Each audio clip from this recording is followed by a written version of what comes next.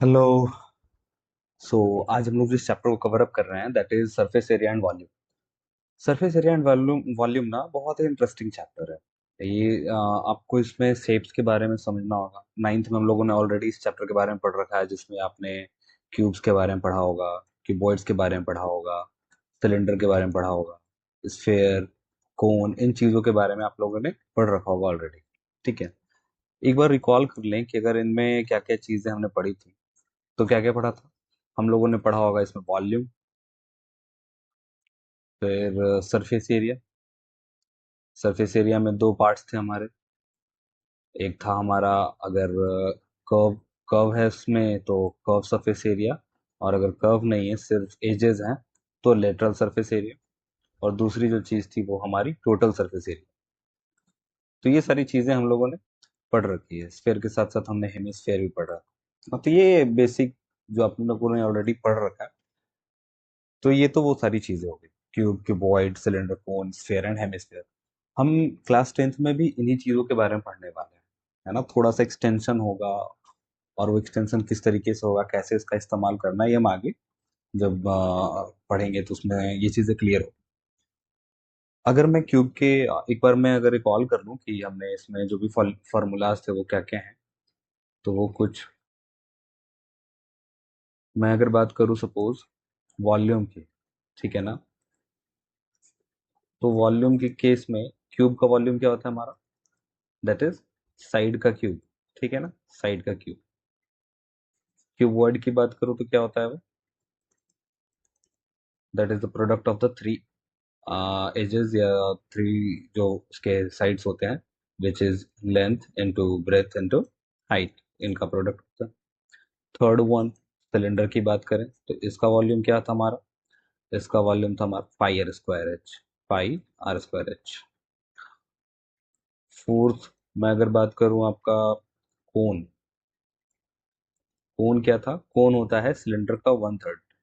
Cylinder का जो भी वॉल्यूम है उसका वन थर्ड जो वॉल्यूम होगा, that will be the volume of cone with same radius and same height. अगर सेम रेडियस और सेम हाइट का हमारे सामने अगर कोन और सिलेंडर है, तो जितना भी सिलेंडर का वॉल्यूम होगा उसका वन थर्ड हमारे कोन का वॉल्यूम। ठीक है। Fifth is the volume of sphere. तो स्फेयर का वॉल्यूम क्या था हमारा, स्फेयर का वॉल्यूम था 4/3 times of pi R cube. और इसी का अगर हाफ कर देंगे तो वो हमारा हेमिस्फेयर का वॉल्यूम आ जाएगा, that will be 2/3 of pi R cube.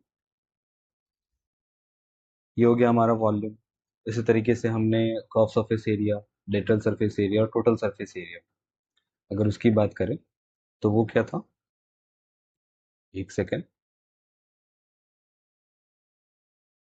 हाँ, तो the next is surface area,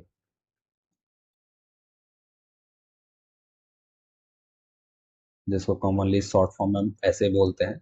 इसके आगे सी लगा दिया तो कर्व सरफेस एरिया, एल लगा दिया तो lateral surface area, and T is the total surface area. So cube के केस में क्या था, क्यूब के केस में आप दो चीजें हैं, कौन कौन सी, एक हो गई आपकी लेटरल सरफेस एरिया, एक हो गई आपकी टोटल सरफेस एरिया। लेटरल या कर्व, ये वो पोर्शन है ना जो मतलब टॉप और बॉटम को एक्सक्लूड करता है, जिसमें आप टॉप और बॉटम की बात नहीं कर रहे होते हो। उसके अलावा जो एरिया, उसके साइड्स के जो एरियाज है ना, वो जो आ रहा है, that is the lateral surface area and the curve surface area. बाकी वो डिपेंड करेगा कि लेटरल और कर्व कब बात करना है। तो हमारे शेप में कर्व है तो कर्व सरफेस एरिया, जैसे सिलेंडर है तो उसमें आपका कर्वेचर आ रहा है, तो that gives you the curve surface area. Cone है तो उसमें कर्व आ रहा है, स्फेयर है उसमें कर्व आ रहा है। तो जहां पे भी कर्व आ रहा है उसमें हमारा जो साइड का जो एरिया निकलेगा that will be called as the curve surface area. और जहां पे एजेस होंगे, मतलब स्ट्रेट लाइंस होंगे, दीवार जैसी चीजें होंगी, जैसे क्यूब और क्यूबॉइड के केस में, तो वहां पे हम लेटरल सरफेस एरिया का इस्तेमाल करेंगे। तो क्यूब के केस में लेटरल सरफेस एरिया क्या क्या होगा, आप क्यूब कैसे बनता है, क्यूब इज सिंपली एक ऐसा शेप होता है जिसमें उसके लेंथ, ब्रेथ और हाइट तीनों चीजें आपस में क्या होती है, इक्वल होती है, करेक्ट। इस तरीके से ही बनाते हैं। तो इसमें क्या है कि जो इसका एक एरिया है, एक साइड का एरिया है, वैसा ही एरिया इसके पास सारा है। अब टोटल कितने हैं? एक लेफ्ट में, एक राइट में, एक टॉप, एक बॉटम, एक फ्रंट, एक बैक, 6 हैं। अब मैं टॉप और बॉटम का हटा देता हूँ तो लेटरल आ जाएगा, टॉप और बॉटम को इंक्लूड कर लेता हूँ तो टोटल आ जाएगा। अगर इसका साइड ए है ना, उसके साइड का लेंथ अगर ए है तो एरिया कितना हो जाएगा? स्क्वायर जैसा बनेगा वो, ए स्क्वायर। टोटल अगर चार चार साइड्स हैं तो 4a² that is the literal, और 6 हैं टॉप और बॉटम को इंक्लूड करके, तो वो हो गया हमारा टोटल। सिमिलरली क्यूबॉइड के केस में क्या है? क्यूबॉइड के केस में क्या होगा? आप लेंथ और ब्रेथ नीचे आ रहा है, लेंथ और ब्रेथ ऊपर आ रहा है, उनको हम एक्सक्लूड कर रहे हैं, तो हमारा लेटरल सरफेस एरिया क्या बनेगा उसमें? LSA will be,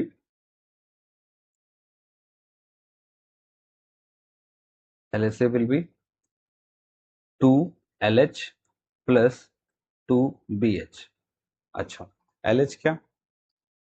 length into height, है ना। जितने भी, हम कौन से एरिया की बात कर रहे हैं जिसमें आपका साइड वाला पोर्शन आ रहा है ना, नीचे वाला फ्लैट नहीं आ रहा। तो जो साइड वाला पोर्शन है उसमें एक चीज तो हाइट होगी, एक तरफ देखोगे तो लेंथ इंक्लूड होगा और दूसरी तरफ देखोगे तो ब्रेथ इंक्लूड होगा। फिर वापस से वो चार दीवार में आएंगे तो लेंथ इधर, लेंथ उधर, ब्रेथ पीछे, ब्रेथ आगे, है ना। और हाइट तो है ही सबके साथ, तो दो लेंथ इंटू हाइट आएगा, दो ब्रेथ इंटू हाइट आएगा।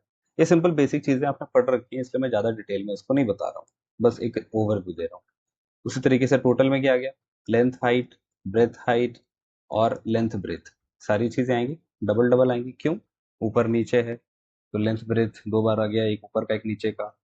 आप लेफ्ट और राइट की बात कर लो तो ब्रेथ इनटू हाइट आ गया, ब्रेथ इनटू हाइट दोनों डबल हो गया। फ्रंट और बैक की बात कर लें तो लेंथ इनटू हाइट हो गया, है ना। तो this is how you get lateral surface area and the total surface area. Similarly अगर सिलेंडर में बात करें, सिलेंडर में क्या था हमारा? सिलेंडर में हो जाएगा, लेटरल नहीं होगा, यहाँ हमारे सामने कर्व सरफेस एरिया होगा। कर्व सरफेस एरिया क्या हो जाएगा? ये होता है हमारा 2πRH, 2πRH। और टोटल सरफेस एरिया क्या होता है? टोटल सरफेस एरिया मतलब जो कर्व वाला पोर्शन है उसके साथ साथ ऊपर और नीचे का भी हम ऐड कर देंगे। तो ऊपर जो पोर्शन बनेगा आपका सिलेंडर कुछ ऐसा होता है, ठीक है। ये मैंने सबसे पहले ऊपर सर्कल बनाया है, सर्कल के एज से मैं उसको वर्टिकल खींच रहा हूँ, और फिर वहां पे नीचे भी एक वापस सर्कल बना रहा हूँ। तो मैं पहले शुरू कहाँ से किया? टॉप से, और एंड कहाँ पे किया? बॉटम पे। दोनों जगह एंड किया और शुरू किया, तो मैंने ड्रॉ क्या किया था? सर्कल। तो बेसिकली एड अप क्या होगा? दो सर्कल का एरिया, और सिंपली क्या होगा? 2πr², that is total surface area for cylinder. I hope that is clear. और ये आपको ऑलरेडी पता हो, नहीं पता है तो उसको भी आप ध्यान में रखो, याद करो, क्योंकि इसका यूज करना इंपॉर्टेंट है फिलहाल के लिए। तो बाकी ये कंसेप्ट क्लियर होने के लिए डिटेल में जब पढ़ेंगे, उसको समझेंगे, तो वहां पे इसको क्लियर करेंगे। अभी क्या है, हमें एग्जाम के नजरिए से पढ़ाई करनी है, तो किस तरीके से चीजों को यूज करना है वो जानना जरूरी है। इसलिए फॉर्मूला का पता होना इज इम्पोर्टेंट,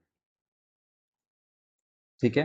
तो this is cuboid and cylinder का surface area with curve surface and total surface. इसके बाद हमारा क्या था? इसके बाद है हमारा कोन आता है। क्या आता है? कोन। कोन में भी वही हमारा एक हो गया कर्व सरफेस एरिया, इसका फॉर्मूला होता है πRL। एल क्या होता है? तो ये हो गया आपका, कोन बना दिया मैंने। इसमें क्या है आपका? ये वाला जो पोर्शन है नीचे का, ठीक है, ये सर्कुलर हो गया, ये हमारी हाइट हो जाती है इसमें, ठीक है। तो यहाँ पे टोटल आपके पास दो तरह की हाइट है, एक वर्टिकल हाइट है, वर्टिकल हाइट जिसको कि हम एच बोल रहे हैं, और एक है स्लैंट हाइट। स्लैंट मतलब तिरछा होता है, तो तिरछी हाइट जिसको कि हम एल बोल रहे हैं, यानी कि ये वाली चीज मैं उसको ब्लू से हाईलाइट कर दे रहा हूँ, this one, this is the slant, जिसको कि एल बोल रहे हैं। और इस एल का इस एच के साथ और आर के साथ क्या रिलेशन होता है? तो ये होता है कि L is square is equal to H square plus R square. क्यों होता है? सिंपल यहाँ पे पाइथागोरस थ्योरम लगता है। और वो क्यों लगता है? क्योंकि हमारा जो परपेंडिकुलर हाइट, जो वर्टिकल हाइट है, वो कैसा परपेंडिकुलर है? किसके साथ? तो रेडियस के साथ। अगर वो रेडियस के साथ परपेंडिकुलर है तो वहां पे फॉर्म क्या करेगा वो? एक राइट एंगल ट्राइंगल फॉर्म कर रहा है। तो this is the right angle, और ये जो हमारा ट्राइंगल बन रहा है इसको नाम दे देता हूँ, अगर सपोज ए ओ और बी, तो ए ओ बी हमारा राइट एंगल ट्राइंगल बन गया। उसके कारण जो रिलेशन एस्टेब्लिश होगा वो कुछ इस तरीके का होगा कि जो स्लैंट हाइट का स्क्वायर है that is equal to the sum of the squares of the height and the radius. तो इसका इस्तेमाल करके हम एल निकाल लेंगे और फिर उसका इस्तेमाल करके कर्व सरफेस एरिया।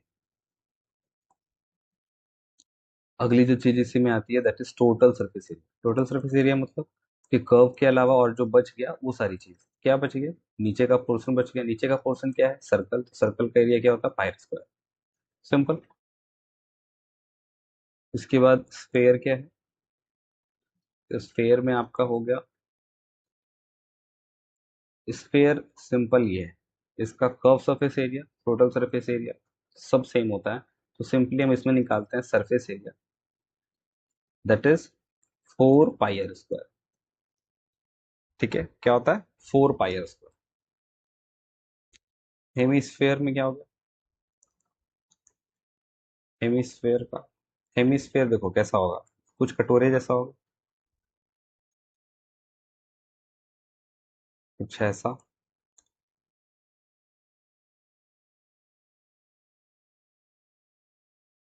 ये हो गया आपका हेमीस्फेयर।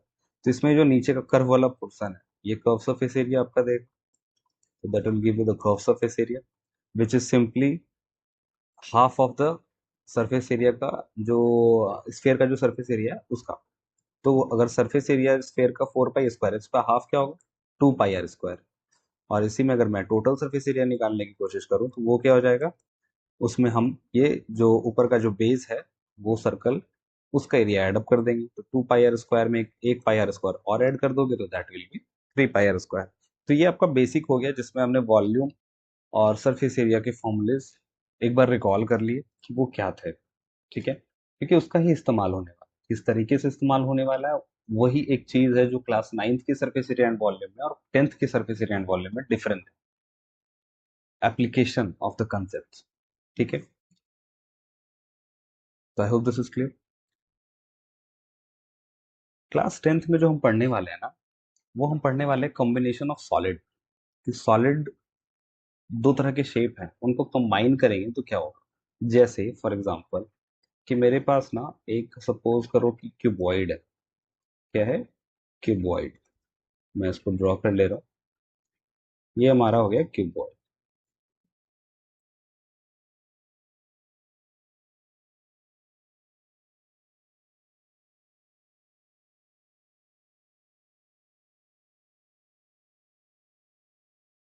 अब इसके ऊपर ना मैं क्या कर रहा हूँ, एक हेमिस्फेयर रख दे रहा हूँ। ठीक है, सपोज इस जगह मैंने क्या किया, एक हेमिस्फेयर। अब ये सारी चीजें हो रही है 3D में, लेकिन इसको मैं दिखाना पड़ रहा है 2D में। तो ये थोड़ा सा कंफ्यूजिंग होता है ऑब्जर्व करने के लिए। बट आपको आंख बंद करके अगर इमेजिन करो कि आपका ना टेबल है, सिंपल सी चीज है कि आपके घर में टेबल हो, तो टेबल का जो ऊपर का डेस्क है वो कैसा है, क्यूबॉइड के शेप का ये है ना। मतलब एजेस को अगर कॉर्नर्स पे कर्व है तो उसको आप इग्नोर करो, बिल्कुल एज टू एज मैं कॉर्नर्स की बात करूं तो उसको एक क्यूबॉइड की तरह इमेजिन किया जा सकता है।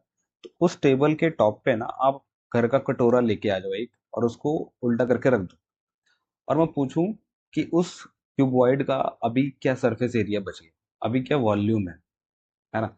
तो बस इसी तरह की चीज को हम स्टडी करने वाले हैं क्लास 10th में, and this is how your class 9th and class 10th surface area and volume are going to be different and independent of each other. Independent ही बोल सकते हैं, आई मीन उसका एक्सटेंडेड वर्जन है करके। ठीक है, तो हमने क्या करना है, हम उस चीज को बस क्लियरली समझ रहे हैं। ऑब्जर्व करना यहाँ पे बहुत इंपॉर्टेंट है कि आप चीजों को कैसे ऑब्जर्व कर रहे हो ना, वो बहुत ज्यादा इंपॉर्टेंट है। आप उसको सही से देखो, समझो, और उसके बाद उसके अकॉर्डिंगली चीज को करोगे ना तो दिक्कत नहीं। अब जैसे मैंने यही यहाँ पे सामने जो एग्जांपल आपके सामने पेश किया है, तो this is what, this is my cuboid, correct, and this is what, this is the hemisphere on the top.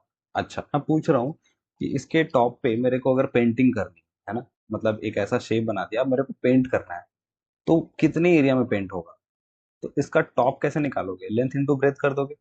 हाँ कर देते, लेकिन उसमें से ये जो बीच का पोर्शन है जिसमें कि कटोरा रखा हुआ है या उस शेप उस उतने पोर्शन को मैंने कवर किया, वो तो पेंट नहीं हो पाएगा। तो मैं क्या करूंगा, उतने एरिया को मैं माइनस कर दूंगा। अब वो एरिया मैं कहाँ से निकालूंगा, तो वो एरिया कौन सा वाला है? वो उस कटोरी का रखा हुआ एरिया है। ठीक है, वो जो बाउल रखा मैंने उसका एरिया है, तो उसके बाउल का एरिया कैसे निकलेगा? तो बाउल का शेप कैसा है? बाउल का शेप हेमिस्फेरिकल है, और उसका जो नीचे का पोर्शन जो टेबल के कांटेक्ट में आ रहा है दैट इज सर्कुलर, तो सर्कुलर एरिया में माइनस कर दूंगा। तो इसका जो टॉप का एरिया निकाला उसमें से ये मैं पोर्शन माइनस कर दे रहा हूँ, तो मेरे को ये पूरी चीज निकल गई नीचे की। बट साथ के साथ ये जो बाउल के शेप का चीज जो बाहर निकला हुआ उसको भी पेंट करना है। तो उसको पेंट करने के लिए क्या करेंगे? उसका जो कर्व सरफेस एरिया है उसको इंक्लूड करेंगे। तो हम इस चैप्टर में कुछ नहीं कर रहे, हम बस चीज को ऑब्जर्व जितनी बेहतर तरीके से करेंगे बस उतना इजी हो जाएगा हमारे लिए। आप और मेनली आप सबसे ज्यादा ना इस चैप्टर में कंफ्यूज कहाँ पे होगे? तो आप सबसे ज्यादा कंफ्यूज होगे सरफेस एरिया के केस में। वॉल्यूम के केस में ज्यादा कंफ्यूजन नहीं होगी, क्योंकि दो चीज का वॉल्यूम अगर इकट्ठे लेके आओगे ना, तो मोस्ट ऑफ द केसेस में वो क्या होगा, एड अप हो जाएगा। लेकिन सरफेस एरिया के साथ ऐसा नहीं है। हम यहाँ पे सीधा नहीं कर सकते थे कि हम टॉप का उसका एरिया ले लिया और बाउल का एरिया ले लिया उसको ऐड अप कर दिया, नहीं कर सकते थे। हमें उस टॉप के एरिया में से उसका टोटल सरफेस एरिया जो आएगा उसमें से माइनस करना पड़ेगा वो सर्कल का एरिया, फिर उसमें कर्व सरफेस एरिया ऐड करना होगा। तो ये go to the question and solve it in step by step manner. और स्टेप बाय स्टेप जब कह रहा हूँ ना, तो मैं मीन कर रहा हूँ कि आप उसको बिल्कुल बारीकी से समझते हुए समझने के टाइम पे स्टेप बाय स्टेप चले, है ना? बाकी जब कुछ क्वेश्चंस करेंगे तो उसमें और क्लियर हो जाएगा। तो I hope this is clear कि मैं क्या कहना चाह रहा हूँ। आप ऑब्जर्व करो ना कि एक कॉपी है, कॉपी के ऊपर आप क्या कर रहे हो, आप पेन रख दे रहे हो या पेंसिल रख दे रहे हो। तो अब मैं पूछूं कि कंबाइंड वॉल्यूम बता दो, क्या करोगे? पेंसिल का जो वॉल्यूम है वो बता दोगे, और बुक का जो वॉल्यूम है, नोटबुक जो वॉल्यूम है उस वो ऐड अप करके बता दोगे, तो टोटल वॉल्यूम आ जाएगा, करेक्ट?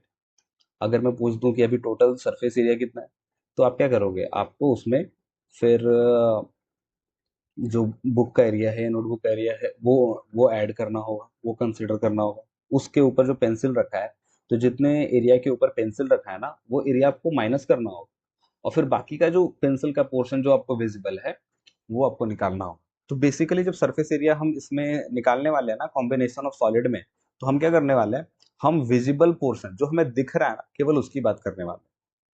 जो दिख रहा है वही आपको कैलकुलेट करना है in simple words. So I hope this is clear.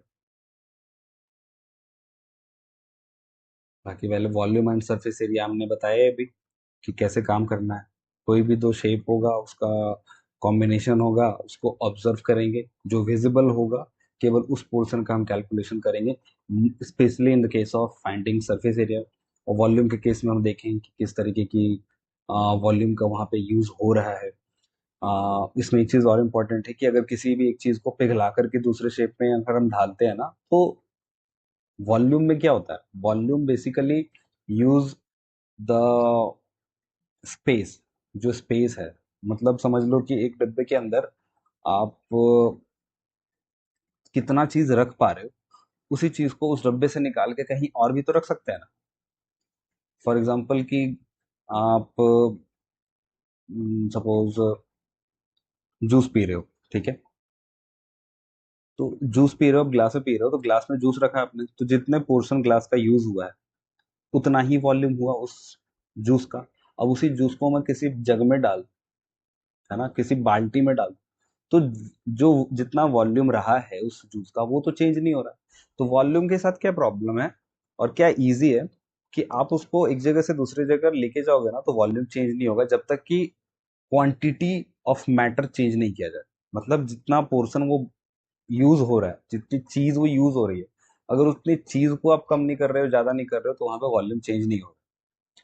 तो ये वॉल्यूम के लिए आपका समझना, वॉल्यूम के लिए आपका कंसेप्ट इस चीज को लेकर क्लियर होना बहुत ज्यादा जरूरी है।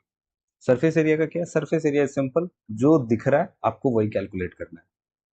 ठीक है, बाकी आपको क्या उसमें लग रहा है वो इंपॉर्टेंट नहीं है, आपका लगना is not important in this chapter, दिखना इज इम्पॉर्टेंट। तो आपको क्लियरली विजिबल जो होगा आपको कैलकुलेट सिंपली वही करना है ना? ये बहुत इजी चैप्टर है, इसमें ज्यादा कुछ टेंशन लेने वाली जैसी चीज नहीं है। आपको बस क्वेश्चन को केयरफुली पढ़ना है और उसको सॉल्व करना है।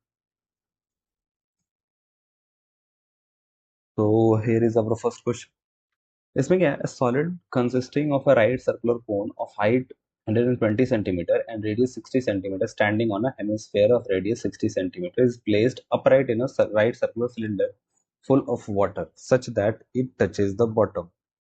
अच्छा, इसमें कोन के बारे में बात हो गई, हेमिस्फेयर के भी बारे में बात हो गई, और सिलेंडर के बारे में बात हो गई। अच्छा, तो इसमें क्या समझ में आया?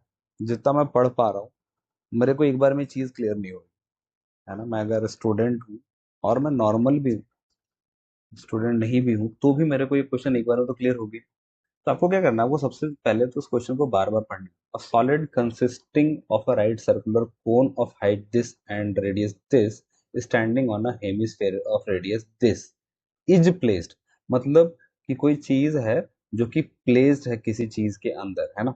जो कहीं प्लेस्ड है, अब कहाँ है, अंदर है, ऊपर है, बाहर है, कैसे है, वो बात की बात है, पर कहीं प्लेस्ड है। करेक्ट। तो इज प्लेस्ड के पहले जो चीज है वो एक जगह है, इकट्ठी है, एक साथ। अच्छा, तो इज प्लेस्ड यानी कि ये वाला जो पोर्शन है हमारा, दिस वन इज प्लेस्ड वाला, इसके पहले की जो भी चीज है क्वेश्चन में, वो सब इकट्ठे आ रही है। अब उसको वापस पढ़ते हैं।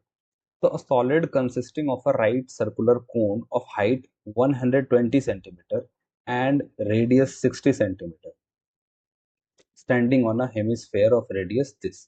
अच्छा, तो अब मेरे को क्या पता चल रहा है? मेरे को ये पता चल रहा है एक सॉलिड है जो कि किस तरीके से बना है, जो कि एक राइट सर्कुलर कोन और एक हेमिस्फेयर का इस्तेमाल करके बना है। हेमिस्फेयर का डायमेंशन दे रखा है, कोन का डायमेंशन दे रखा है। मैं डायमेंशन की बात अभी इग्नोर कर रहा हूँ, ठीक है, अभी उसको थोड़ी देर के लिए मैं भूल जा रहा हूँ। तो सिंपल क्या है, ए solid consisting of right circular cone standing on a hemisphere. अच्छा, मतलब क्या, मतलब कि एक हेमिस्फेयर है जिसके ऊपर के एक राइट सर्कुलर कोन है। अच्छा जी, तो हम क्या करेंगे, सिंपली सबसे पहले एक डायग्राम बना लेते हैं। तो एक हेमिस्फेयर है, एक सेकेंड, हाँ, तो एक हमारा हेमिस्फेयर हो गया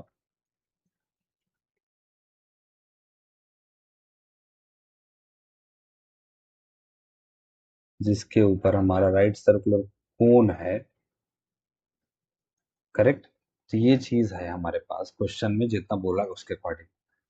अब इसके डायमेंशंस क्या है? इसका डायमेंशन है कि कोन का हाइट है 120, मतलब कि यहां से लेकर यहां तक की जो चीज है दैट इज 120 सेंटीमीटर। करेक्ट।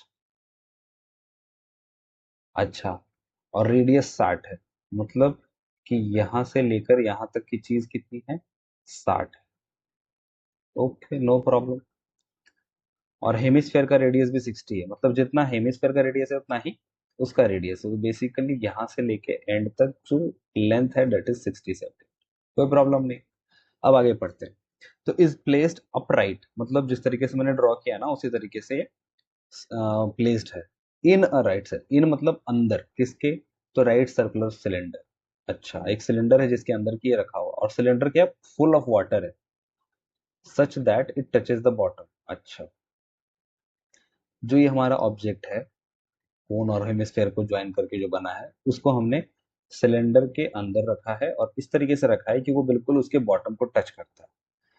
अब आपको पता करना है कि कितना पानी बचा है, कितना वॉल्यूम ऑफ वाटर सिलेंडर में बचा है। अगर रेडियस ऑफ सिलेंडर इज 60, मतलब सिलेंडर का रेडियस भी 60 और उसका हाइट 180, तो आप अगर ध्यान से देखो ना, तो इस पूरे शेप का हाइट कितना हो जाएगा, ये 120, तो ये हाइट हमने देख दे रखी है। और यहाँ से यहाँ तक का हाइट जो होगा, वो हाइट निकलेगा कैसे, हेमिस्फेयर का हाइट। तो हेमिस्फेयर का जो रेडियस है वही उसकी हाइट हो गई, यानी कि 60 सेंटीमीटर। तो इसका टोटल जो हाइट आया दैट इज 180। टोटल कितना आ गया, ये हाइट हो गया हमारा 180। आई होप दिस इज क्लियर। और ये रेडियस तो 60 हो गई। इसी चीज को हमने किसके अंदर रखा है, इसी चीज को हमने रखा है सिलेंडर के अंदर। तो सिलेंडर के अंदर अगर रखा है तो बिल्कुल ये क्या कर रहा होगा, इसको एंड टू एंड टच कर रहा होगा। क्यों? क्योंकि ना उसकी हाइट ज्यादा 1 सेंटीमीटर भी, और ना उसका रेडियस ज्यादा ना कम। तो ये कुछ इस तरीके का बना, है ना।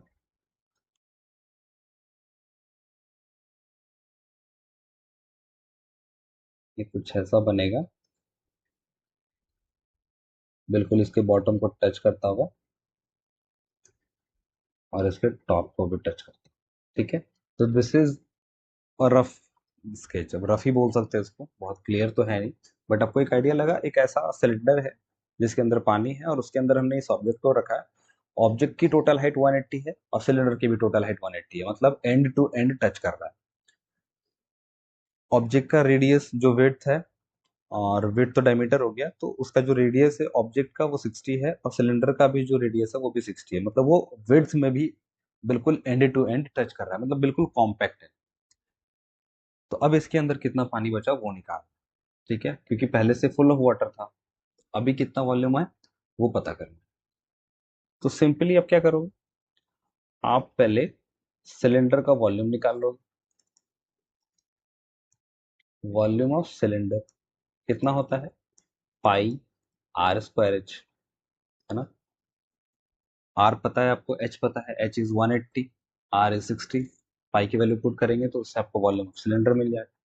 और उस वॉल्यूम ऑफ सिलेंडर में हम जो ऑब्जेक्ट का वॉल्यूम है, ऑब्जेक्ट का वॉल्यूम ऑफ ऑब्जेक्ट, वो फाइंड करेंगे। ऑब्जेक्ट का वॉल्यूम क्या हो जाएगा, सिंपली कोन का वॉल्यूम और हेमिस्फेयर का वॉल्यूम। कोन का वॉल्यूम क्या होता है, 1/3 पाई आर स्क्वायर एच, और यहाँ पे जो आर है ये कोन का है, यहाँ जो हाइट है वो भी कोन का है, क्योंकि वो सारा सेम है। आर तो एटलीस्ट सबका सेम है, बट उसको अलग अलग शेप्स की जब बात हो रही है तो अलग अलग तरीके से उसको रिप्रेजेंट करना चाहिए, इसलिए मैं आर कोन लिख रहा हूँ और एच कोन लिख रहा हूँ। तो that is the volume of the cone. और जो आपका वॉल्यूम होगा हेमिस्फेयर का, that will be 2/3 times of pi R cube, और यहाँ पे जो आर होगा that will be the R of hemisphere, pi R cube. आप इसकी वॉल्यूम वैल्यूज पुट करेंगे और वो सिंपली आप क्या करेंगे, volume of cylinder minus volume of object, इसका इस्तेमाल करके आप फाइनली आंसर निकाल लेंगे किसका, तो वॉल्यूम ऑफ वाटर का। किसका, वॉल्यूम ऑफ वाटर, जो उसके अंदर बचा होगा। क्यों किया हमने ये चीज, क्योंकि सिलेंडर की जितनी वॉल्यूम है उतने पूरे वॉल्यूम में पानी रखा हुआ था। अब वो पानी निकलेगा, क्यों निकलेगा, क्योंकि हम उसमें कुछ ऑब्जेक्ट डाल रहे हैं, तो जितना हम ऑब्जेक्ट उसमें डालेंगे जितने वॉल्यूम का उतना वॉल्यूम ऑफ वाटर निकल जाएगा। आर्किमिडीज प्रिंसिपल आपको अगर याद हो, क्लास 9th में पढ़ रखा है, ठीक है। तो वहां से जितना वॉल्यूम इस हमारे ऑब्जेक्ट का आ रहा है वो वॉल्यूम हम निकाल लेंगे और टोटल वॉल्यूम ऑफ सिलेंडर में से माइनस कर देंगे, तो बचा हुआ वॉल्यूम है, जो जगह है उसमें पानी है, और वही हमें चाहिए। तो I hope this is clear. इसी तरीके से आपको ऐसे क्वेश्चंस को सॉल्व करना है। यहाँ पे हमारा वॉल्यूम का इस्तेमाल हो रहा था, तो I hope this is clear. या so this is the next question. क्या है इसमें, a solid toy is in the form of a hemisphere surmounted by a right circular cone. Surmounted मतलब उसके ऊपर हमने एक राउंड सर्कुलर कोन बनाया, किसके ऊपर, हेमीस्फेयर। तो ये हमारा हेमीस्फेयर हो गया जी, कुछ ऐसा, ठीक है। इसके ऊपर हमने कोन बना दिया जी, हिस्सा। Height of the cone is 2, मतलब ये जो हाइट है हमारी ये 2 हो गई।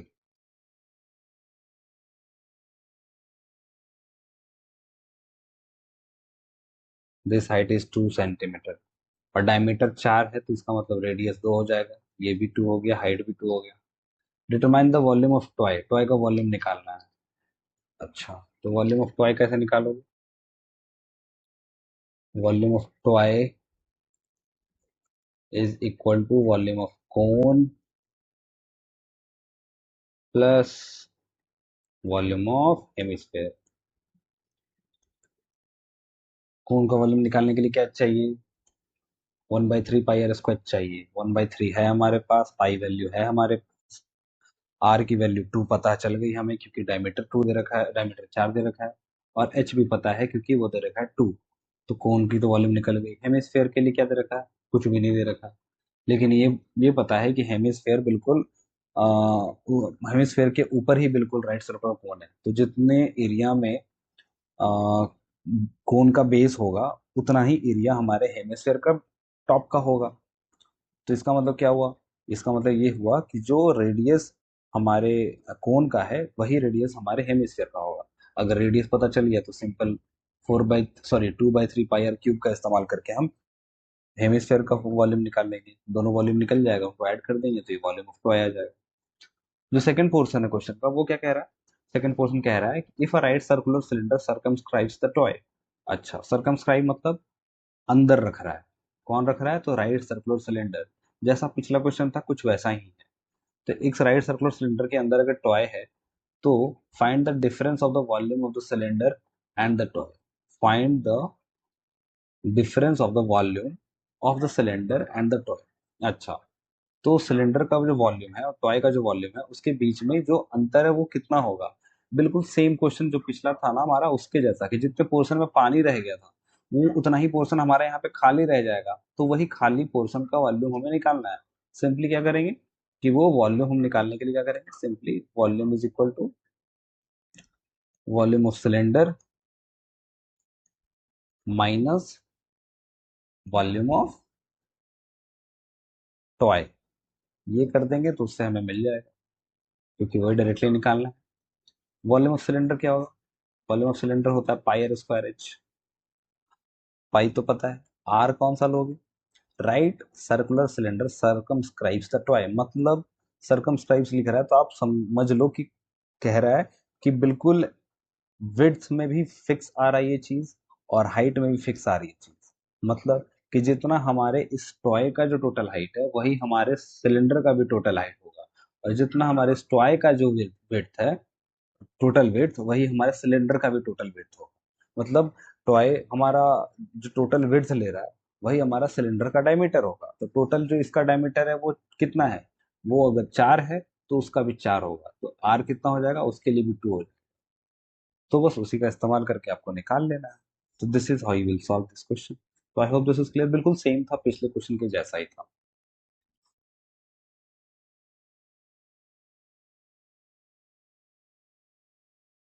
The next and the last section is the mastermind quest. उसको सॉल्व कीजिए, शेयर कीजिए और रिवार्ड लीजिए। बाकी किसी भी तरह की कोई भी प्रॉब्लम हो, just let me know, I will be there to help you guys. और ये वन शॉट वीडियोस, छोटे छोटे जो प्लेलिस्ट है हमारे, छोटे ड्यूरेशन का जो हमने वन शॉट वीडियोस क्रिएट किया है, इसके प्लेलिस्ट को खत्म होने के बाद मैं पर्टिकुलरली क्वेश्चंस को सॉल्व करके आपको दिखाऊंगा कि बेसिकली क्वेश्चन को सॉल्व करना किस तरीके से, अप्रोच करना कैसे, है ना। तो that's it from this chapter. I hope समझ में आया होगा and I am able to help you out. किसी भी तरह की प्रॉब्लम हो, just let me know, reach me out. We are more than happy to help. So all the very best. Keep studying, keep enjoying. Bye bye.